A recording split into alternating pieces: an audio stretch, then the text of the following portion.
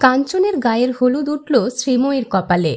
6ই March নয়, 2রা March অর্থাৎ আজ সন্ধেই বিয়ের পিঁড়িতে বসছেন কাঞ্চন শ্রীময়ী। গত 14ই ফেব্রুয়ারি আইনি বিয়ে সেরেছিলেন কাঞ্চন এবং শ্রীময়ী। এরপর মেহেন্দি থেকে সঙ্গীত, বিয়ের বিভিন্ন মুহূর্ত এসেছে প্রকাশ্যে। তবে সকলেই মুখিয়ে নব দম্পতির বিয়ের পর প্রথম ঝলক দেখবার জন্য।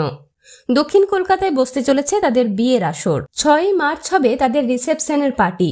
তবে তার আগেই পরিবারের কাছের মানুষদের নিয়ে আজই সম্পন্ন হতে চলেছে কাঞ্চন আর শ্রীময়ীর বিয়ের অনুষ্ঠান। ইন্ডাস্ট্রি থেকে সকলকেই আমন্ত্রণ জানানো হয়েছে, তবে সেটা কাঞ্চন আর শ্রীময়ীর রিসেপশনের পার্টিতে। আর এবার প্রকাশ্যে এলো কাঞ্চন শ্রীময়ীর গায়ে হলুদের বিশেষ মুহূর্ত। দুই পরিবারের কাছের মানুষেরা উপস্থিত ছিলেন কাঞ্চন আর শ্রীময়ীর গায়ে হলুদের অনুষ্ঠানে। দেখা গেছে একই জায়গায় গায়ে হলুদের অনুষ্ঠান সম্পন্ন করতে কাঞ্চন আর শ্রীময়ীকে।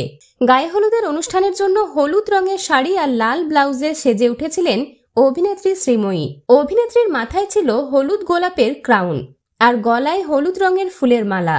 ভারী মিষ্টি দেখাচ্ছিল অভিনেত্রীকে। অন্যদিকে কাঞ্চনকেও দেখা গেল ধুতি পরে গায়ে গামছা দিয়ে গায়ে হলুদের অনুষ্ঠান সম্পন্ন করতে।